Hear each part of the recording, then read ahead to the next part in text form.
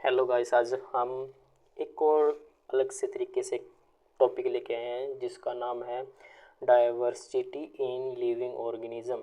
ये भी हमारा बायोलॉजिकल टॉपिक है जो कि हमने एक बायोलॉजिकल सब्जेक्ट की जो सीरीज़ स्टार्ट की है जिसमें हमने 2 टॉपिक करा चुके हैं जो कि प्लांट टिश्यू और एनिमल टिश्यू को हम कम्प्लीटली करा चुके हैं।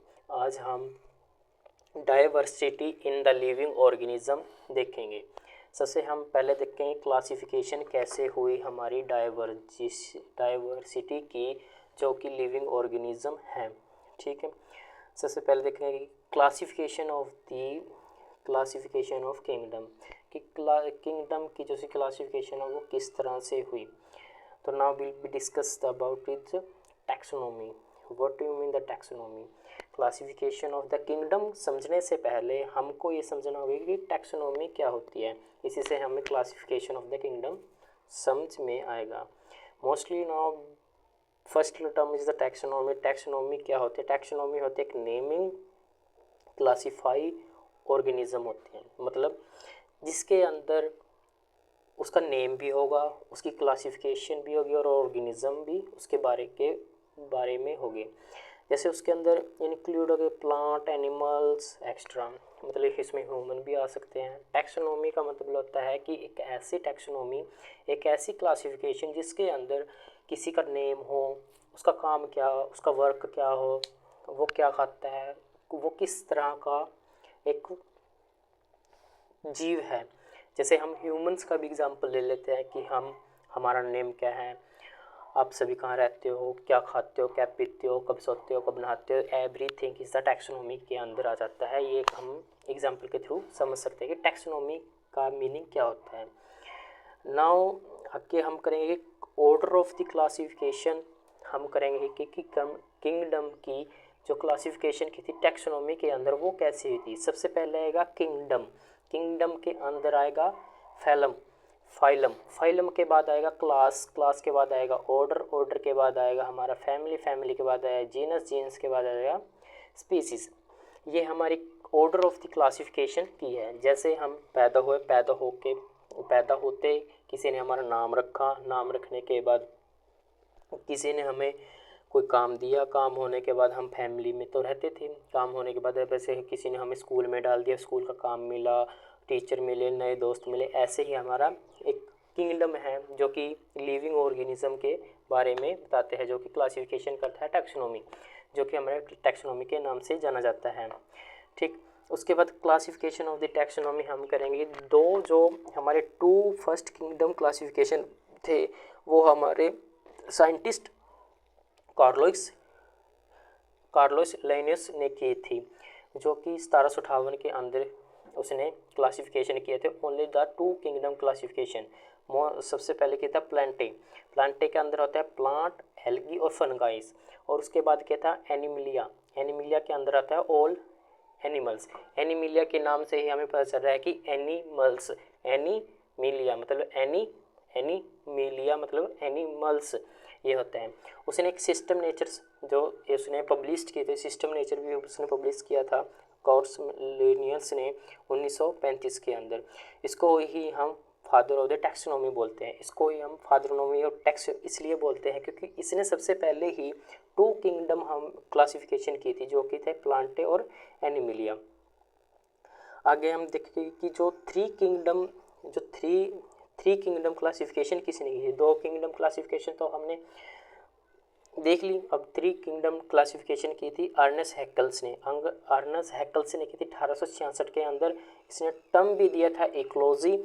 इसने जो सी 2 तो पहले हो गई थी प्लांट और एनिमिलिया हमने देख लिया। इसने एक न्यू किंगडम एक ऐड किया था, वो उसका नाम था प्रोटिस्टा। प्रोटिस्टा इसने एक न्यू ऐड किया था किंगडम अपनी क्लासिफिकेशन के दौरान।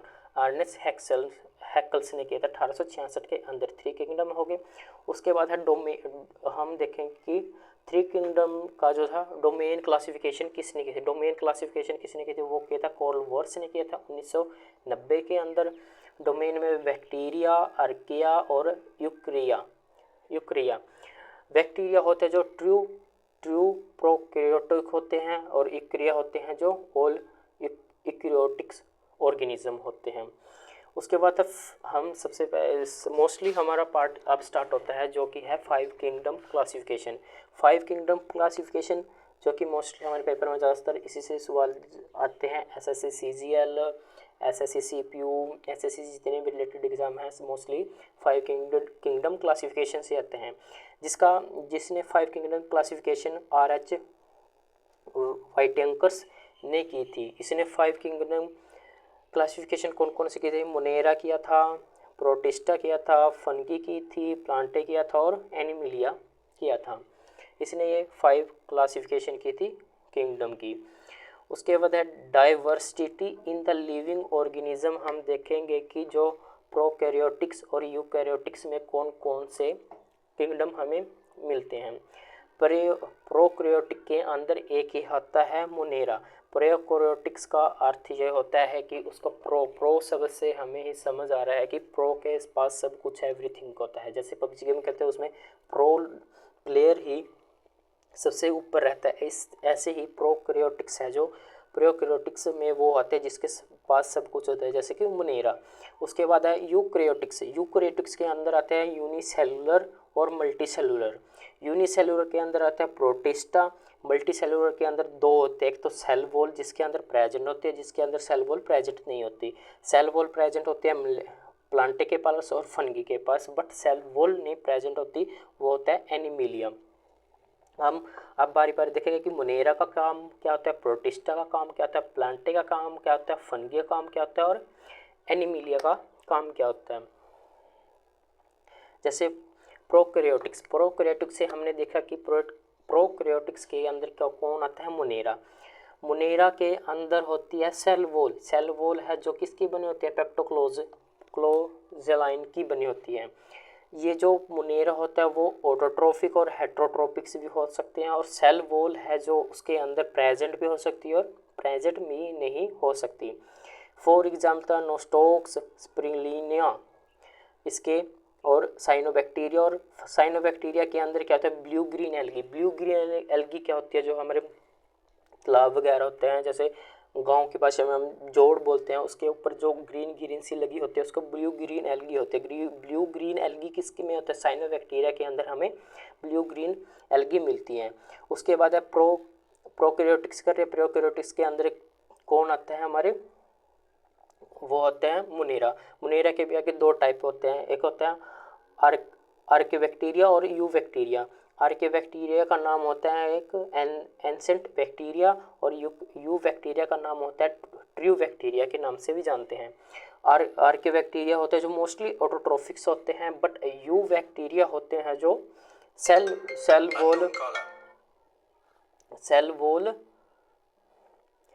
Wall, plasma membrane, cytoplasm, ribosomes are the presents. ये होते हैं। यूबैक्टीरिया के अंदर cell wall, plasma membrane, cytoplasm, ribosomes are the present. किसके बीच में होता है, यूबैक्टीरिया के अंदर होते हैं। ठीक है। उसके बाद बात करते हैं यूकैरियोटिक्स मल्टीसेलुलर। यूकैरियोटिक मल्टीसेलुलर के पास हमने देखा था कि सेल वॉल जिसके अंदर प्रेजेंट होती है वो कौन से होते हैं, सेल वॉल प्रेजेंट नहीं होती वो कौन से होते हैं। सेल वॉल प्रेजेंट होती है जो होते हैं वो प्लांटे होते हैं, और सेल वॉल प्रेजेंट नहीं होते उसके अंदर होते हैं एनिमिलिया। एनिमिलिया के नाम से ही हमें कन्फर्म होता है कि इसके अंदर कौन कौन आते हैं, एनिमल्स आते हैं। ठीक। उसके बाद है यूकैरियोटिक्स और एंड अन यूनिसेलुलर। यूकैरियोटिक्स और यूनिसेलुलर के अंदर आता है प्रोटिस्टा। प्रोटिस्टा को क्लासिफिकेशन करते हैं हम, protista classification of the kingdom हम करते हैं। सबसे पहले हम देखते हैं कि प्रोटिस्टा का काम क्या होता है। प्रोटिस्टा का काम क्या होता है, प्रोटिस्टा एक लोकोमोशन होता है। किसके द्वारा लोकोमोशन होता है, पेप्टाइड्स के द्वारा।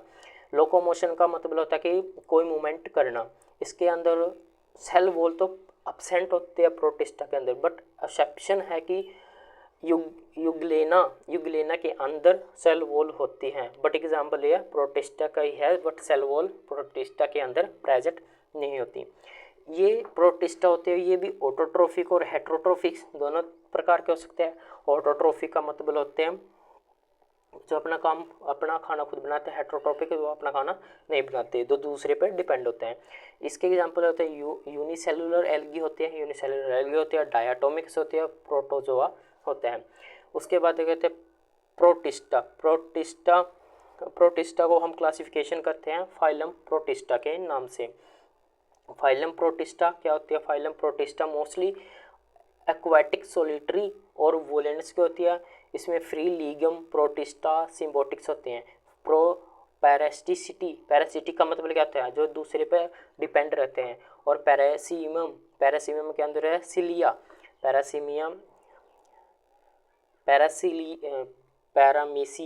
पैरामीशियम के अंदर होता है सिलिया। एक हेयर लाइक स्ट्रक्चर होता है। युगलेना के अंदर होता है फाइलम जो कि टेल लाइक स्ट्रक्चर होता है। अमीवो हो जाता है, वो होता है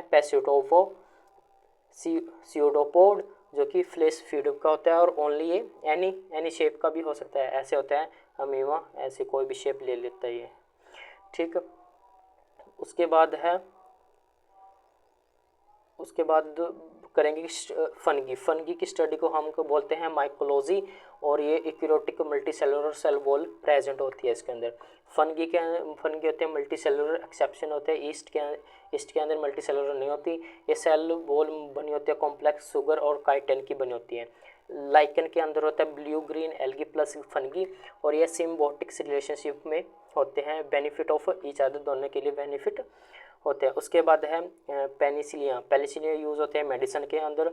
और अलेक्जेंडर फ्लेमिंग ने डिस्कवरी की थी पेनिफ्यूवियन की, ठीक है। ईस्ट होता है जो बेकरी में यूज़ होते हैं। न्यूट्राइजेशन हेट्रोट्रोपिक, सबट्रोफिक्स और पैरासिटिक्स में हो सकते हैं।